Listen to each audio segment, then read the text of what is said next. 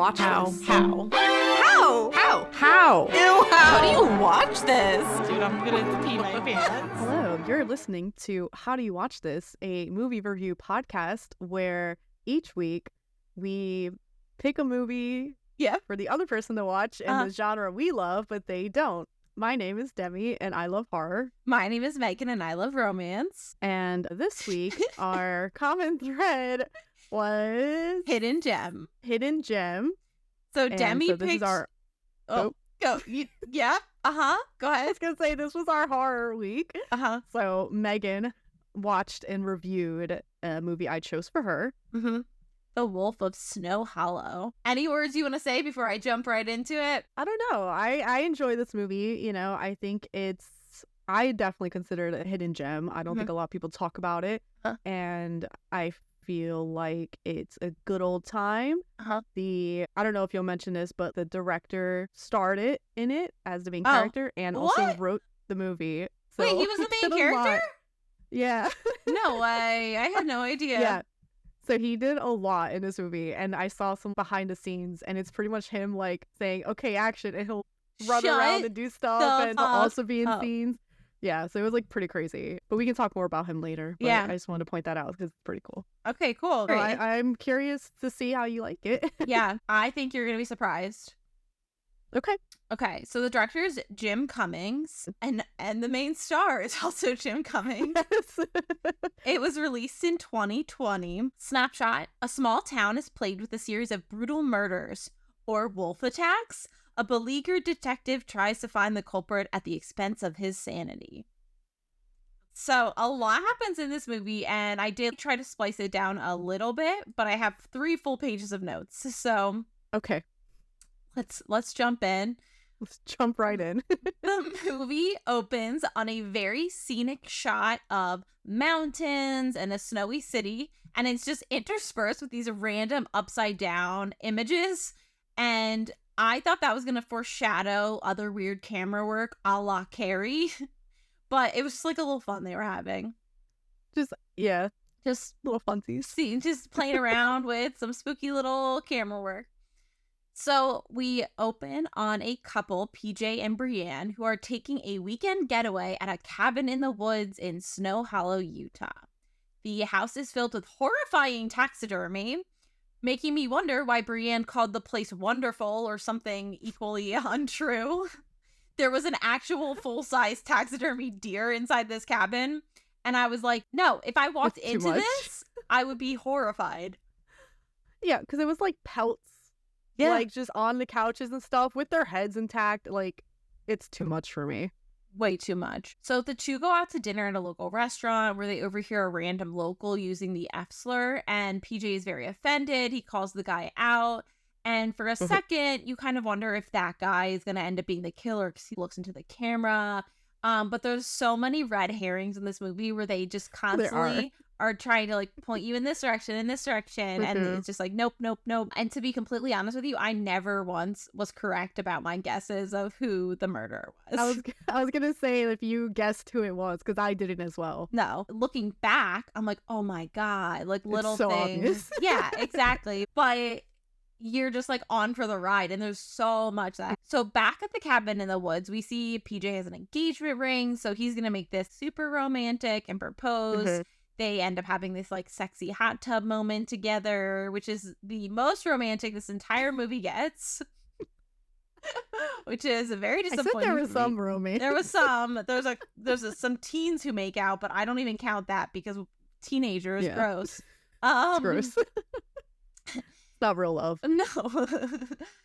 So she says she's going to close things down and he should go take a shower. She'll join him soon. And surprise, she gets murdered after some wolves howl. Just like, why would you let her? No, it doesn't make any sense. Outside? Alone like, in the dark, PJ. In the ice, in the winter? Like, that didn't make any sense. Also, I would never have offered for that.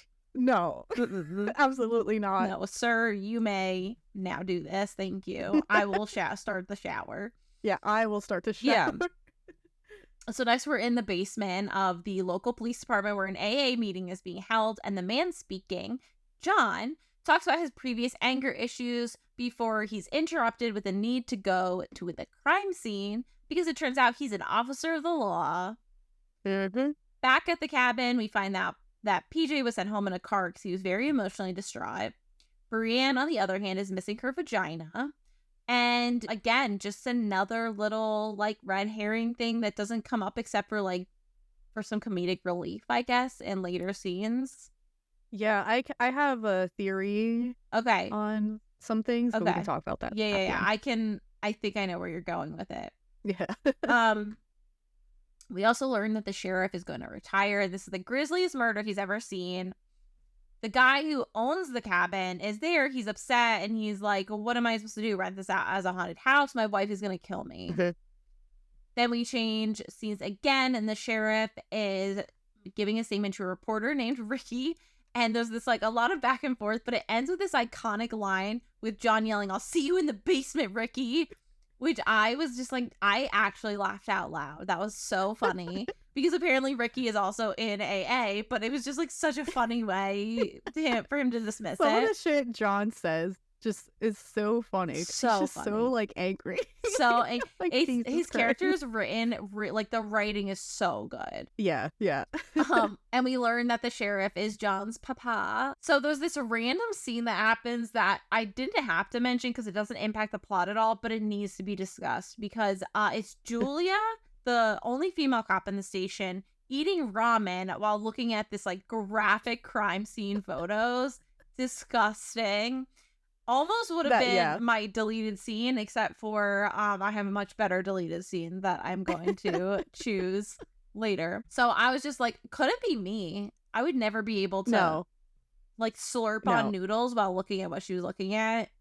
Especially like with how the murder was. It was a pretty gruesome murder. So gruesome. But I don't know. Yeah.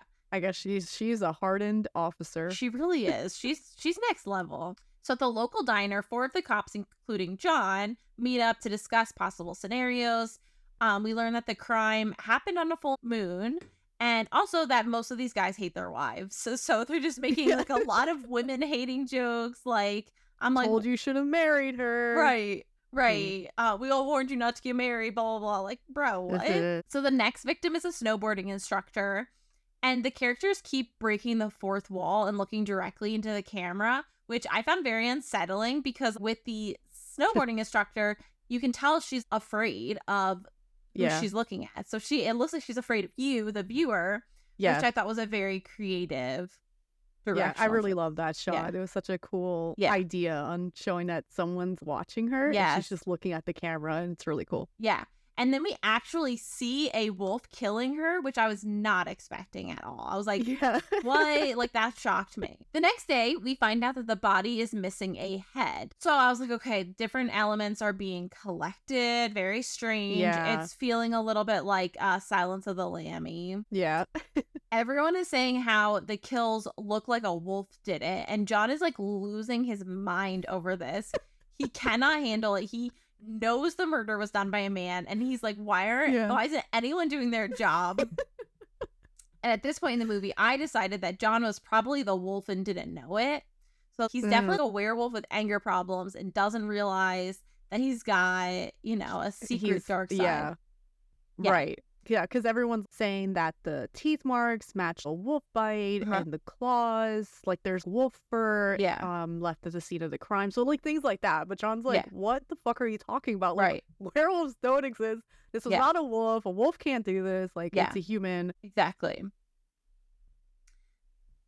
So John has beer hidden in a cupboard above the microwave, and he finally breaks into it and falls off the wagon, even though he's been sober for 3 years. And there's a lot of shots that go back and forth to him, and it's always at like the same time at night. It's like 11:11 or 11:12 or something, and I don't know if there's significance there. But at first I thought it was like maybe he is so drunk he doesn't know that he turns into a killer. I was really going through it trying to figure out. Yeah, that's a very good theory, honestly, to think that John is the one. Yeah. I'm just going based off of all the predictable possible options.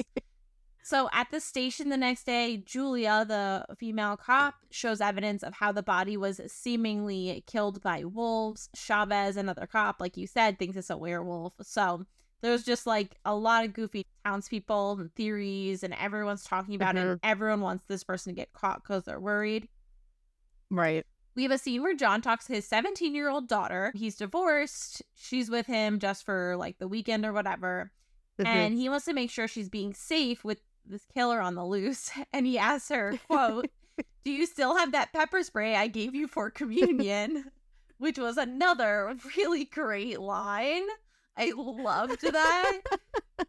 So good. Also, for anyone who's never had to go through communion, did you have to do communion or anything? No. Okay. No. So communion is when you're in second grade, at least for if you're Catholic. So she would have been like, what is that, 8 or 9 years old? Very young. Holding on to pepper spray for like 11 years. And it's like a big pepper spray. Like, it's not one of those little like keychain ones. Like, it's a legit can of pepper spray. Yes. So and he's just like asking her, and she's like, "Why?" And he's like, "No reason. Nothing's wrong. Everything's fine." Right. And you can just like see in his eyes, he plays it so well, where you can see he's losing his mind. It's great. So there's a random scene of someone doing drugs in like a camper van. And then you're like, oh, that's the killer. Okay. Maybe. Or maybe not. Maybe it's another red herring. The cops visit PJ, the boyfriend from the beginning of the movie, and he is clearly in a bad place. His mom is helping him out. He vapes and cries. And basically the purpose of this visit was to return some evidence to him, which comes into play later. The next victim is going to be a young mother with her child in a restaurant. And I was disappointed because I do really hate it when like there's little kids involved. I'm like, ugh.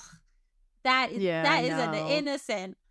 So this random guy takes a seat next to her. He's asking her weird questions, making strange comments, but he's off camera the whole time. You never see him, which is really interesting. She gets freaked out, calls the cops, and gives them tips about this guy. But the thing to keep in mind is there's tons of other people also giving information about their suspects. So even though she's giving all this information that we learn later is based on the true killer, the police officers have so much stuff coming in. It gets buried. Yeah, because everyone's just blaming random other people and saying different things about who they think the killer is, so it's just mismatch. Yeah, it's getting muddled.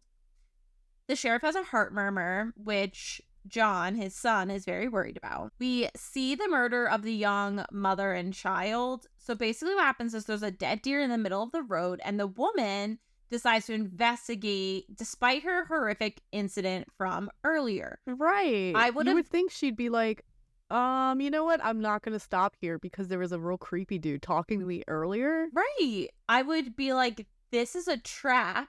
I'm going to drive around the deer or find a new way home or call someone. Like, I would not have gotten out of the car. She gets out of the car. She grabs a gun, which I'm like, dude, I don't know.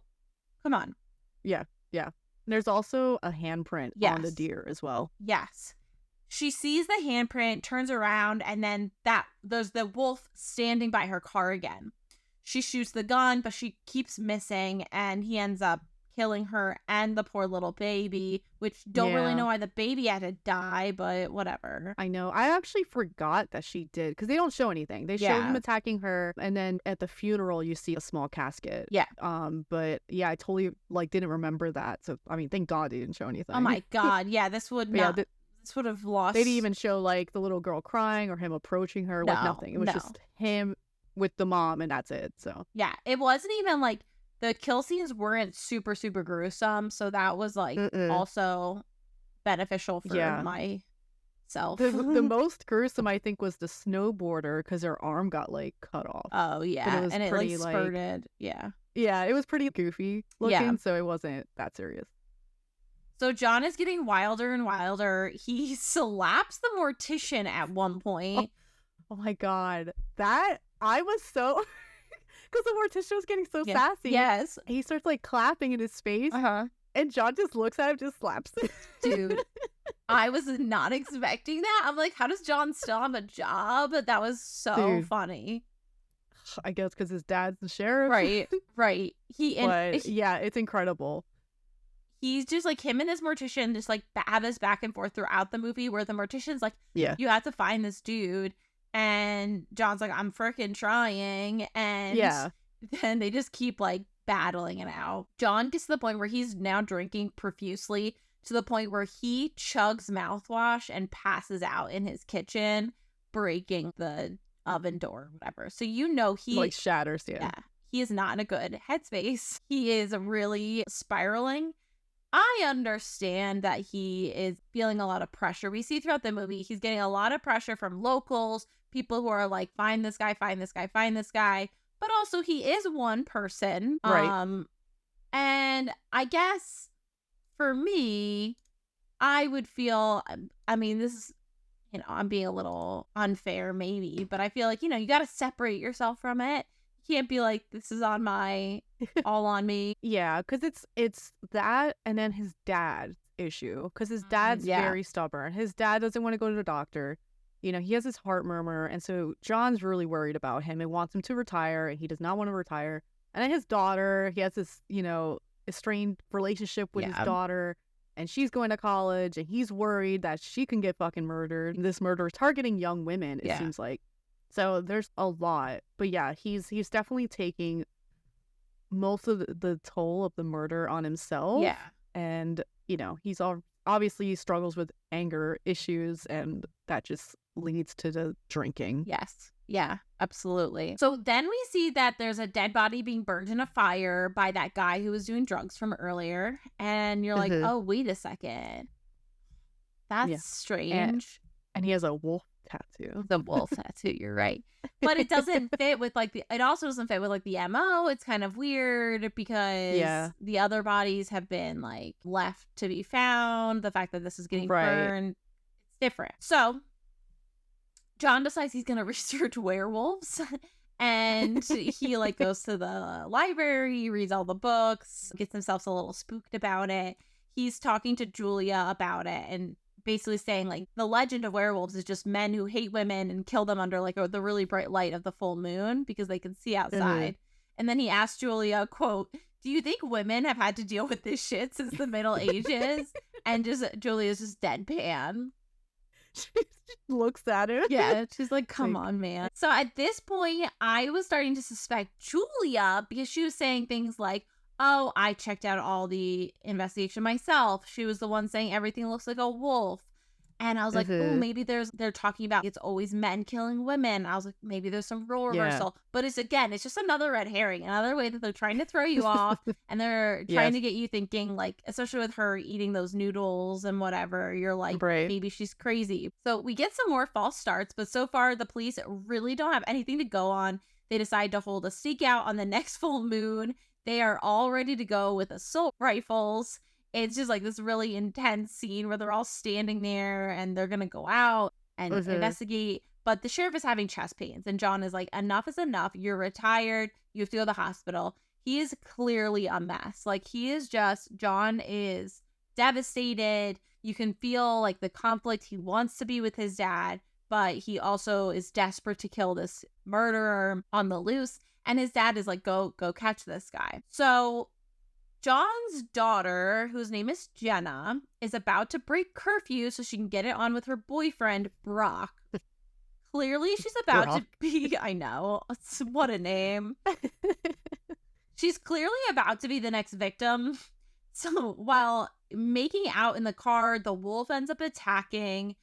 John gets to the scene. He shoots at the wolf, but he misses. And his daughter's on the ground behind him. She's wounded. And he yells at her, I'm at work right now. He's like, you're out past curfew? Yeah. What do you want me to say? You're in a car with a boy. Right. And he could have been gentler with her because she did experience this. But he's, obviously he's scared, very upset and very worried, and he just takes it out on anger. So yeah, and we also learn later he was definitely a little drunk at the same time. So I think that all of that plays a big role in it. I decided at this point it's definitely not John. There's no way that it could be him.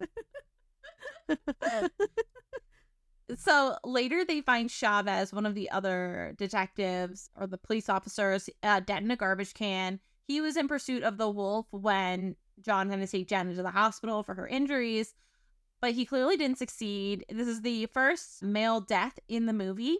And that's when I decided Julia wasn't the murderer because she looked a little too rattled. So I was back to square one. I was like, okay, who is it? So Jenna and Grandpa are in the hospital together. John is sitting there everyone they're asleep, and he just needs to find some way to deal with what's going on. So he decides to unlock her phone and figure out who Brock is. And he goes to this kid's house with this horrible, he has a t-shirt wrapped around his face to disguise himself. The mother is screaming and whacking him with a slipper or something. Yeah. And he starts wailing on Brock, and the mom just starts spraying pepper spray, and she gets it in both of their eyes, and she realizes that it's the police detective, and the mom then starts wailing on the son because she's like, what did you do? You did something horrible. And John pours milk over his face to ease the pepper spray. Dude, so fucking chaotic. It was insane. That was my most memorable scene. I was like, that's beyond. It's just so funny because you hear the mom and she's just like, get out of the house. Yeah. And he just barrels into the room with a fucking t-shirt mask and just starts beating the shit out of Brock. Yes.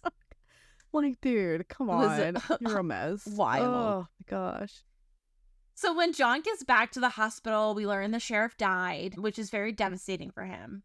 John gets kicked out of AA. He gets drunk in the police station. He rips out his tooth, which I don't know. So that, before he leaves, they're kicking him out of AA, he starts walking away and he punches himself real quick in the face.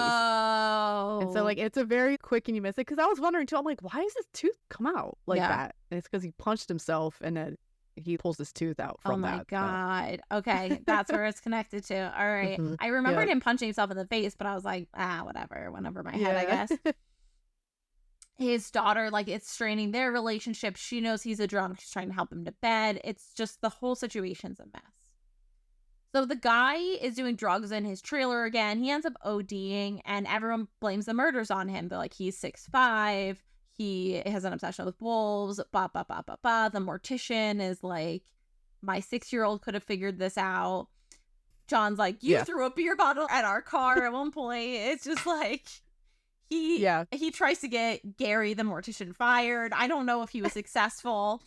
I don't know how much pull John has at this point in time. Yeah, probably none at this point. So John needs to start returning evidence to people because the case is closed. They figured out who it is. Yeah. They also found the body that guy randomly burned. Right. So that was another clue. Murderer. Yeah. So meanwhile, PJ calls Julia and he's like, I'm calling about the evidence you returned. There's this fancy seam ripper that you guys gave me that's not mine. And all of a sudden she gets this look on her face and she hangs up and she goes and rushes out. Mm-hmm. And that's when I realized, because it showed you, that John was walking up to the taxidermist. And I was like, oh my God.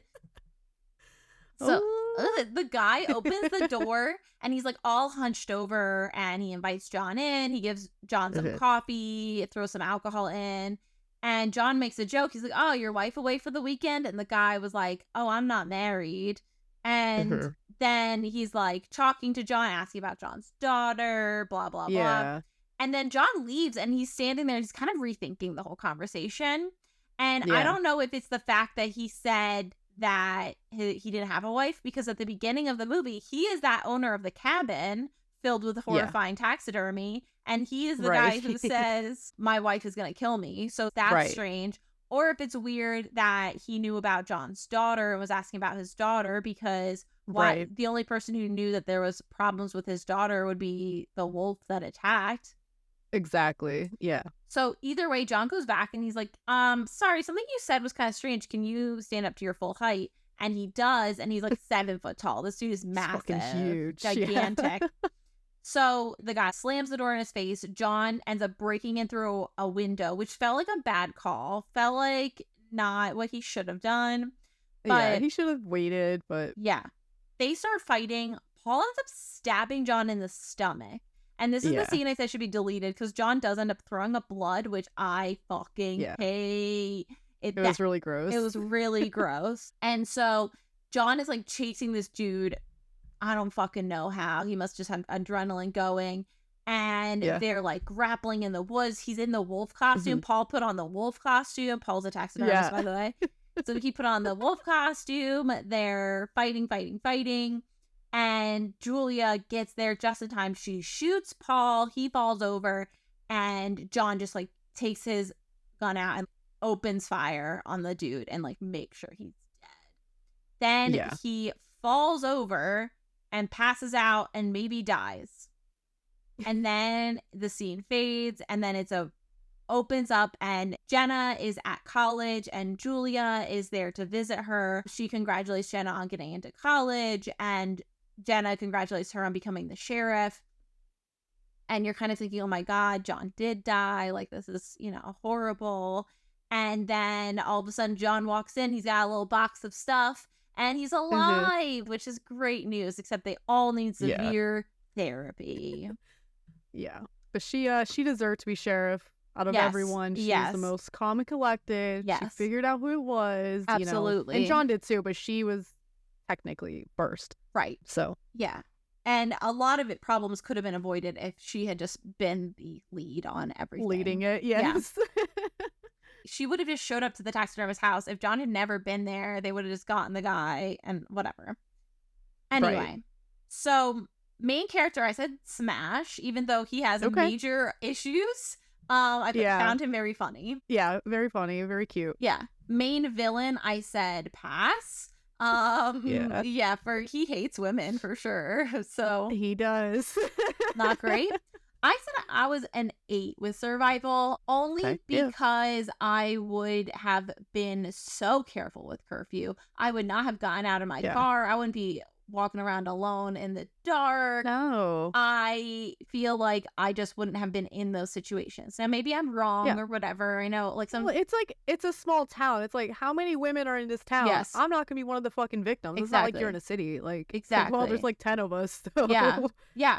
Exactly. So I feel confident in that. Although I did give myself a little leeway just in case, if I was out walking my dogs at night or something, I could see myself getting got. Right.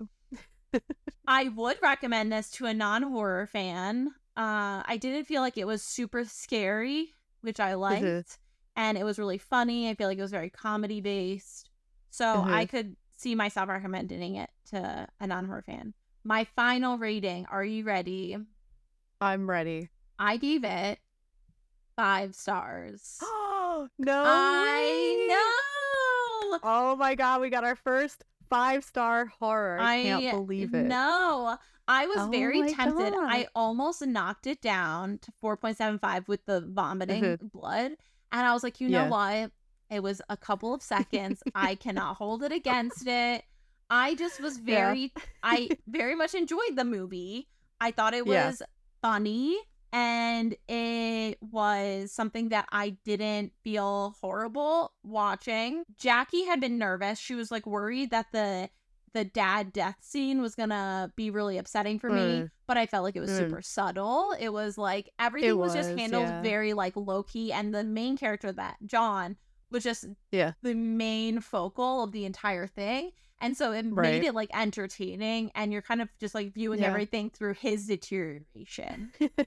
Yes. Yeah. Yeah. Oh my gosh, that's great. Yeah. No, because I think it's such a fun movie, and I love that it's a werewolf movie, but it's not. Like, the killer being a taxidermist, I'm like, that is so fun. That is so clever. It's just different. I had not expected it at all. No. When I first watched it, I was like, that is such a cool idea. Yeah. It was really great. And so I'm assuming you're going to say that your theory was like he was collecting body parts to make like a woman. I think he was making like a human taxiderm, like. Because they didn't show anything, thankfully. But they didn't. I was going to delve deeper. Did they collect a body part from the third body? I don't remember it being announced, but. Ooh, I forget. I actually forget if they took anything. Yeah. That's a good question. I don't remember them having taken anything, but that doesn't mean that they didn't.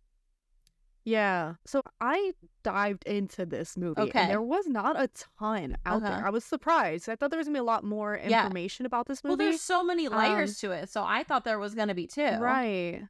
Yeah, so the most I got was so the director, he wrote the ending first to this. He had the Oh. ending already written and then he just worked his way backwards. Uh-huh. And he had a lot of inspiration from David Fincher, who directed Fight Club and Okay. Seven, Zodiac. So you can see a lot of like directing choices that seem Yeah. similar. And then this movie feels like a perfect blend of Silence of the Lambs, which you brought up, Mhm. and Fargo. I If haven't you've seen seen. Fargo, No. it's a great movie. It's not horror; it's a thriller. Okay. Fantastic movie. I've heard Add it good to your things about list. it. Yeah. Yeah, so it very much has that blend, and you can definitely see it. Like the Silence of the Lambs, just you can see that inspiration Uh-huh. the whole time. So a few things about the killer character. So you brought up the wife thing. He brings up that he has a wife twice. Uh-huh. And then he was actually at both funerals. If you in the funeral scenes, so the Oh. focus is on John, but like in the back, you can see him sitting at the funerals. Oh, interesting. When John's looking through the books, one of them's a taxidermy book, and it's written by him. Oh, no way. Yeah. So it's like all just links together, and I'm like, how did I not notice this guy? And then another theory that I think is really interesting. I don't know if it's true or not, but the guy who was like the random guy that they accused of Yeah. being the murderer, some people were thinking that he was actually a legit werewolf. And so some of the murders were done by a werewolf and some were done by the guy pretending to be a werewolf. Because people are saying with the woman getting her arm cut, they're like, razor blades are not going to do that. Yeah. I think it's just like, just for fun to throw you off to make you think like, oh, there's an actual werewolf going on. But people are saying that he might have been an actual werewolf because his syringes, they make a note that his syringes were silver based. Yeah. And so they were thinking like he felt guilty and kind of almost pretty much killed himself. Wow. So that's an interesting theory. I don't know if it's legit, but yeah. and then I know the director, he really wanted John's character to be a little bit more of a prick. So there's one scene where he's talking with Julia and they're in the car together and he goes to leave and she kind of reaches out to him and tells him, you know, it's gonna be okay or whatever. So that scene, John was originally supposed to say like, get your hand off me. Yeah. And just kind of be like a dick about it. And the director wanted that because he was like, you know, he's an alcoholic. A lot of times alcoholics kind of lash out and, you know, react this way. But then people were like, John's just too unlikable at this point. Like, no one's going to like this character. But the director was like, you know, what is likable? You know, not every main character has to be super likable. But I think it's probably best that he didn't do that. Because it would have been a little too much. It would have been a little too far, I think. Yeah. Because I think John was fairly... I guess likable isn't the right term. It's like you can understand that he's really going through some shit. And so, you know, you don't really fault him for a lot. It's just like he's really troubled and you have empathy for him. Exactly. Yeah. But I don't know what else there is to say about the movie, like detailed wise. It was just not too much out there. The one thing that I remembered was the young mother. She was talking about how the guy who was talking to her, she said, I think he works with photography because he smells like a dark room. The red room. Yeah. Which I thought was interesting because it's chemicals. Like the dark room is filled with chemicals, taxidermy is filled with chemicals, so it makes total sense that would be a connection too. There were other like random little things that like happened throughout the movie, like voicemails left for her at her work from possibly him and things like that. And it does a really good job of showing the overwhelming amount of information that they're dealing with and the pressure from everyone else there and their desire to get everything solved when they're up against the wall. So I really did enjoy it. I thought it was good. He was a really flawed character, and you can have like moments where you don't like him, but he's still like a good character. Yeah. No, I'm happy you really enjoyed it. And there's another. I just love werewolf movies, so I like watch all of them. There's another comedy werewolf movie, and it's kind of similar where you're trying to figure out who the werewolf is. And this was another. It's definitely, I think, more comedy based than horror, like just strictly comedy. So I don't know if I'd recommend it Okay. in this podcast. Maybe. I don't know. Okay. Because it's still werewolves. Yeah. But I think you would like that one too. Because that one really threw me off with who it was. I was like, God, I can never figure it out. Yeah, I was disappointed in myself that I didn't guess it because I love to be able to guess it. But I also have a tendency to stick towards the more like obvious choices instead of paying attention to the little details.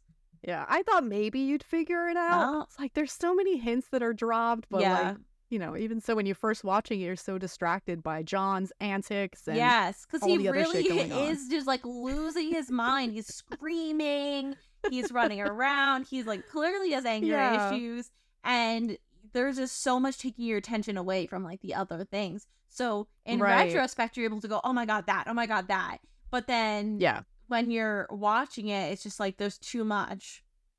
Yeah, and the actors working with the director, they're like, he has more energy than anyone. They're like, it's incredible. And I'm like, you have to have so much energy to take on 3, like that's a lot. Yeah. So much to take on. It's just crazy. Insane. So, does he do any other movies? So he did another movie, which people said they liked more than this movie. And it's not a horror. But he plays another police officer and also having kind of like a nervous breakdown, which is interesting. I forget what it's called. And then he has a new one that's out too. So I might check out his other stuff. Yeah. But he's, you know, fairly small director, not big budgeted. Yeah. So interesting. All right. Cool. It was good. It was a good choice.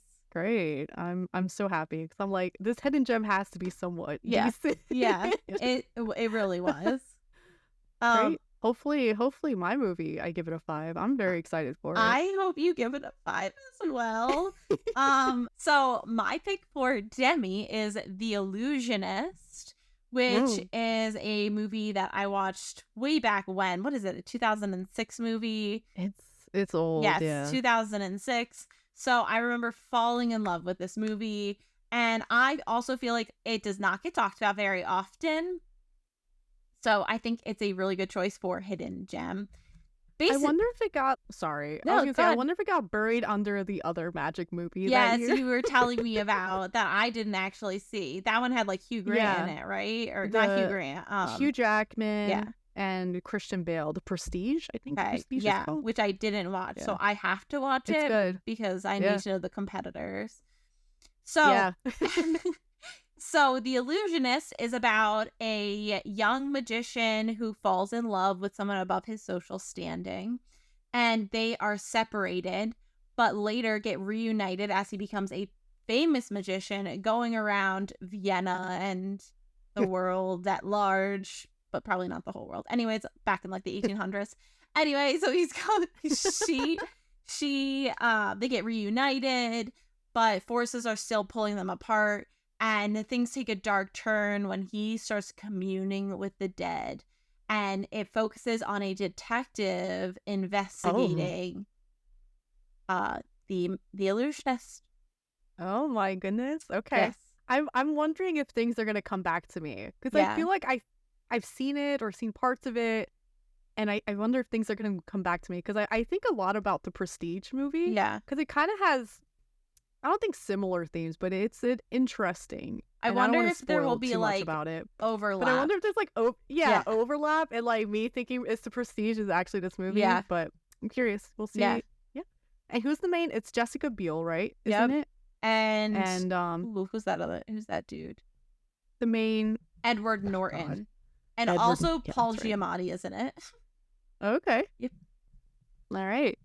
Exciting. And so I am very excited to rewatch it because it's been a while for me, but I loved it. So I wonder if it will hold up in my adult mind.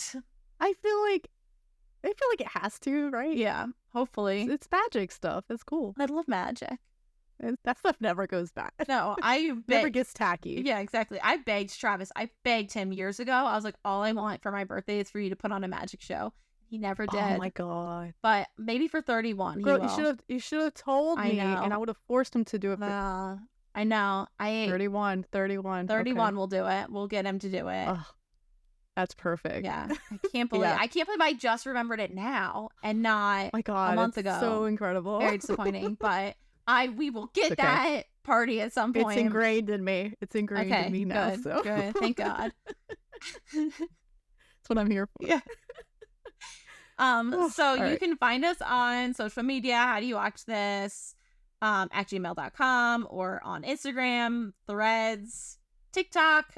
We are eventually gonna get back to posting stuff. One of these days. But just go follow us just in case. Just support us. Yeah, we appreciate it. Yeah. Yeah. Thanks for listening. Bye.